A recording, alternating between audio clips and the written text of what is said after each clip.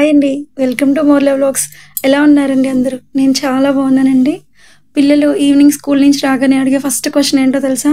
అమ్మ ఈరోజు స్నాక్స్ ఏం ప్రిపేర్ చేసావని. అలాంటి టైంలో ఇలాంటి కేకులు కనుక చేసి ఇచ్చారనుకోండి, వాళ్ళ హ్యాపీనెస్ మామూలుగా ఉండదు అసలు. ఒక్కసారి ట్రై చేయండి ఇంట్లో. చాలా స్పాంజీగా చాలా బాగా వస్తుంది. మనం ఇంట్లో ఉన్న ఇంగ్రీడియంట్స్తోనే చాలా సింపుల్గా చేసుకోవచ్చు. ఇక్కడ నేను 3/4 కప్పు వరకు పంచదార తీసుకున్నాను. ఇది మనం బీటర్ ఉంటే బీటర్‌తో కూడా చేసుకోవచ్చండి. మిక్సీ అయితే అందరికీ అవైలబుల్‌గా ఉంటుంది కదా అని నేను మిక్సీలో చూపిస్తున్నాను. ఇప్పుడు అరకప్పు వరకు పెరిగేసుకున్నాను. తర్వాత ఒక పావు కప్పు వరకు ఆయిల్ వేసుకోవాలి. ఇది ఫ్లేవర్‌లెస్ ఆయిల్ అయి ఉండాలి. అంటే సన్‌ఫ్లవర్ ఆయిల్ అయితే ఓకే.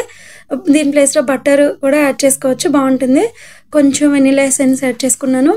మనం ఎగ్స్‌తో కనుక చేసుకోవాలనుకుంటే కేక్ పెరుగుని స్కిప్ చేసేయచ్చండి. నేను ఎగ్లెస్ కేక్ చేస్తున్నాను కాబట్టి పెరుగు యాడ్ చేశాను. దాన్ని అలా మిక్సీ పట్టేసుకొని పక్కన పెట్టుకోవాలి. తర్వాత ఒక గిన్నెలోకి ఒక కప్పు మైదా, నేను ఏ కప్పుతో అయితే షుగర్ యాడ్ చేశానో అదే కప్పుతో మైదా పిండి తీసుకున్నాను. దీనిలో ఒక స్పూన్ వరకు బేకింగ్ పౌడర్ వేసుకోవాలి. తర్వాత ఒక పావు స్పూను బేకింగ్ సోడా యాడ్ చేసుకోవాలండి. దీనిలో ఒక పించ్ ఆఫ్ సాల్ట్ కూడా యాడ్ చేసుకోవాలి.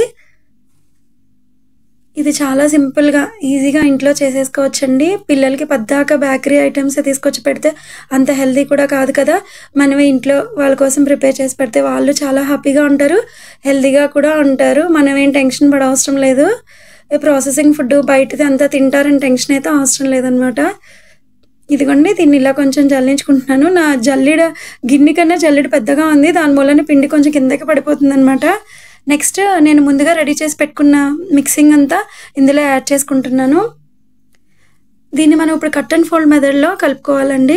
అంటే ఎలా పడితే అలా మిక్స్ చేసుకోకూడదు. దీన్ని ఒక ప్రాసెస్ ప్రకారం కట్ అండ్ ఫోల్డ్లోనే చేసుకోవాలి. నేను చెప్పిన కరెక్ట్ కొలతలతో చేసుకోండి, మీకు కూడా చాలా బాగా వస్తుంది కేక్ అనేది. దీన్ని ఇదిగో వీడియోలో చూపించిన విధంగా ఈ విధంగా కలుపుకోవాలన్నమాట. ఇది చాలా ఈజీ అండి ఇది చేసుకోవడం. పిల్లలైతే చాలా ఇష్టంగా కూడా తింటూ ఉంటారు. ఇలా కట్ అండ్ ఫోల్డ్ మెథడ్లో బాగా కలుపుకోవాలి. ఇది బాగా థిక్ బ్యాటర్ లాగా అవ్వాలన్నమాట. దీన్ని ఇలా బాగా కలుపుకోవాలి. ఇది బేసిక్ వెనిల్లా కేక్ అనమాట. దీనిలో నేను ఇంకా కోకో పౌడర్ ఏమేమి యాడ్ చేయలేదు కాబట్టి జస్ట్ వెనిల్లా ఫ్లేవర్ మాత్రమే యాడ్ చేశాను. ఇలాగ వీడియోలో చూపిస్తున్న విధంగా పిండిలా థిక్గా రావాలన్నమాట. నెక్స్ట్ నేను ముందుగానే ఒక గిన్నెకి ఆయిల్ రాసేసుకొని మైదా పిండి వేసుకున్నాను. మీ దగ్గర బటర్ పేపర్ ఉంటే బటర్ పేపర్ కూడా పెట్టుకోవచ్చు. ఇలా మైదా పిండి మొత్తం స్ప్రింకిల్ చేయడం ఏంటంటే కేక్ అంటుకోకుండా అడుగు మాడకుండా వస్తుంది. ఈలోపు మనం ఈ కేక్ బ్యాటర్ అంతా ప్రిపేర్ చేసుకునే లోపు స్టవ్ మీద ముందుగానే మనం ఏ గిన్నెలో అయితే కేక్ని కుక్ చేద్దాం అనుకుంటున్నామో ఆ గిన్నె స్టవ్ మీద పెట్టి ఒక 10 నిమిషాలు సిమ్లో పెట్టి ప్రీ హీట్ చేసుకోవాలండి. అప్పుడు కేక్ బాగా అంటే ఉడుకుతుంది అనమాట, బాగా వస్తుంది. నేను ఆల్రెడీ అది స్టవ్ మీద పెట్టేసే ఉంచాను. ఇలా నేను తయారు చేసిన మిశ్రమాన్ని అంతా ఈ గిన్నెలో వేసుకుంటున్నాను. ఈ గిన్నె కొంచెం మందంగా ఉన్నది తీసుకోవాలి, దానివల్ల కేక్ మాడిపోకుండా వస్తుందన్నమాట. దీన్ని ఇప్పుడు పిండిని అందులోకి వేసుకున్న తర్వాత దీన్ని డబుల్ ట్యాప్ చేయాలి. ఎయిర్ బబుల్స్ ఏమన్నా ఉంటే పోతాయి అన్నమాట. పిండిని ఈ విధంగా చేసుకున్నాక ఇప్పుడు దీని మీద మనం ఏదైనా యాడ్ చేసుకోవచ్చు. అంటే చాకో చిప్స్ కానీ మన దగ్గర ఏమి అవైలబుల్గా ఉంటే అవి. నేనైతే దీనిలో టూటీ ఫ్రూటీ యాడ్ చేస్తున్నానండి. నా దగ్గర ఇవి ఉన్నాయన్నమాట, అందుకే ఇవి యాడ్ చేస్తున్నాను. ఇవి కేకు బేక్ అయినప్పుడు ఇవి లోపలికి వెళ్ళిపోయి చాలా టేస్ట్ ఉంటాయి. తింటున్నప్పుడు పీసెస్ తగులుతూ ఉంటాయి అనమాట పిల్లలకి, చాలా బాగుంటుంది. ఇదిగోండి, ముందుగానే నేను ప్రీ హీట్ చేసి పెట్టుకున్నాను కదా గిన్నెని, దానిలో ఒక స్టాండ్ కూడా పెట్టాను. మీ దగ్గర ఇలాంటి స్టాండ్ లేకపోతే మనం వాడే స్టీల్ ప్లేట్ ఉంటుంది కదా, దాన్ని బోర్లా వేసి పెట్టేసేయండి. తర్వాత మనం పిండి వేసుకున్న గిన్నె కూడా దీనిలో పెట్టుకొని మూత పెట్టేసి సిమ్లోనే ఉంచాలండి. ఇది ఒక 45 to 50 minutes వరకు పడుతుంది. అంటే మనం తీసుకునే గిన్నె మందాన్ని బట్టి కూడా టైం అనేది పడుతుంది. ఇలా సిమ్లోనే ఉంచాలండి, హైలో మాత్రం అస్సలు పెట్టకూడదు. దీన్ని ఇలా ఒక 45 minutes అయితే పట్టిందండి నాకు.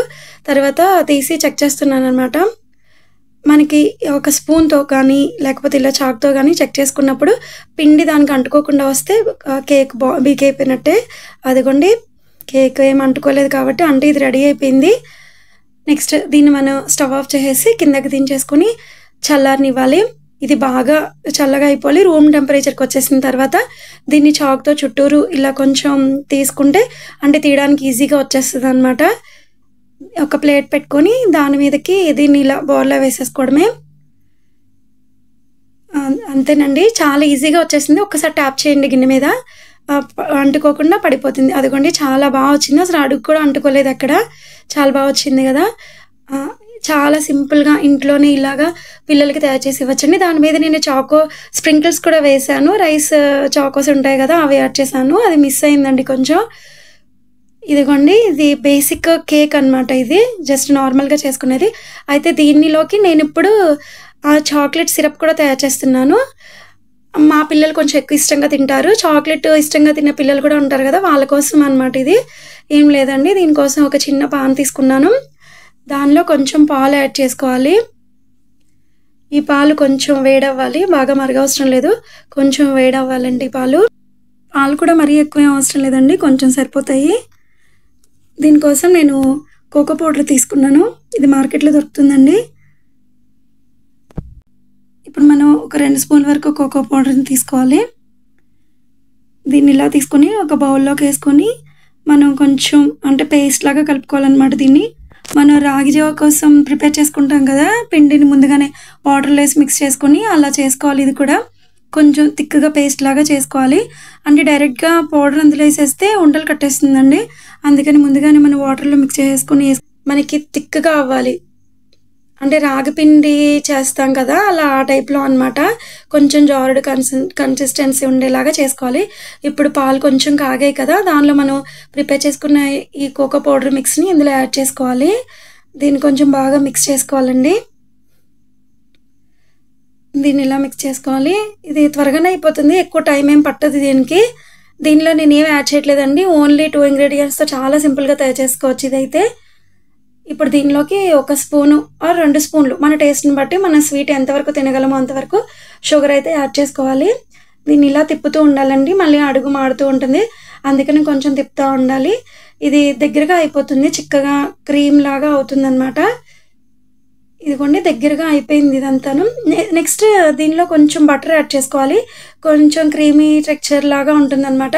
అంటే మనకి డైరీ మిల్క్ అవన్నీ తిన్నప్పుడు ఎలా అయితే అనిపిస్తుందో సేమ్ అలాగే ఉంటుంది ఇప్పుడు ఇది కూడా బటర్ యాడ్ చేయడం వల్ల.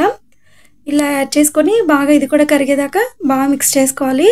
ఇది బాగా దగ్గరగా అయిపోతుంది. ఒకసారి చూడండి, నేను చూపిస్తున్నాను కదా! అలాగా దాన్ని ఈ స్టేజ్‌లోనే ఆఫ్ చేసుకోవాలండి. చల్లగా అయిన తర్వాత గట్టిగా అయిపోతుంది. ఇది ముద్దలా అయిపోతుందనమాట. ఇది కేకే కాదండి, మనం పిల్లలకి చపాతీల మీద, దోసల మీద స్ప్రెడ్ చేసి రోల్స్‌లా చేసిస్తే చాలా ఇష్టంగా తింటారు. ఇదిగోండి ఇది ఇలా థిక్ కన్సిస్టెన్సీ వచ్చేసింది కదా! ఇప్పుడు దీన్ని నేను మీకు కేక్ మీద యాడ్ చేసి చూపిస్తున్నాను ఎలా వస్తుందని. ఇలా డైరెక్ట్‌గా తినే పిల్లలైతే ఆ కేక్ అలా ఇచ్చేయొచ్చు. ఒకవేళ ఇలా చాక్లెట్ కేక్ ఇష్టపడే వాళ్ళైతే ఇలా వేసుకుంటే చాలా బాగుంటుందన్నమాట. ఇదిగోండి దీని మీద ఈ సిరప్ అంతా వేసుకొని దీన్ని స్ప్రెడ్ చేసుకోవాలి ఈవెన్‌గా. అసలు చాక్లెట్ కేక్ ఇష్టపడని పిల్లలంటే ఉండరు అనుకుంటా కదా! మ్యాక్సిమం చాక్లెట్ ఇష్టపడని పిల్లలే ఉండరు. అలాంటి వాళ్ళ కోసం ఇలా ప్రిపేర్ చేస్తే చాలా ఇష్టంగా తింటారనమాట. ఇప్పుడు దీన్ని ఇలా మొత్తం స్ప్రెడ్ చేసేసుకోవాలి కేక్ మొత్తం. దీని మీద స్ప్రింకిల్స్ అవి కూడా మన ఇష్టమేనండి. మనకి ఏవి అవైలబుల్‌గా ఉంటే ఇంట్లో అవి యాడ్ చేసుకోవచ్చు. నా దగ్గర కాజు ఉంది. దాన్ని చిన్న చిన్న పీసెస్‌గా కట్ చేసి దీని మీద యాడ్ చేస్తున్నాను. అలాగే రైస్ చాక్లెట్ రైస్ లాగా సన్నగా ఉంటాయన్నమాట వాటిని. దాని పేరు కరెక్ట్‌గా ఐడియా లేదు నాకు. అవి కూడా తీసుకున్నాను నేను. వాటిని కూడా కొంచెం స్ప్రింకిల్ చేస్తున్నాను పైన. ఇదిగోండి ఇవి తినేటప్పుడు చాలా బాగుంటాయండి. పంట కింద అలా తగులుతూ ఉంటాయి కదా! క్రంచీగా చాలా బాగుంటుంది. ఇదిగోండి ఈ చాక్లెట్ కేక్ కూడా రెడీ అయిపోయింది సింపుల్‌గా. చాలా టేస్ట్ ఉంటుందండి. ఒక్కసారి ట్రై చేయండి.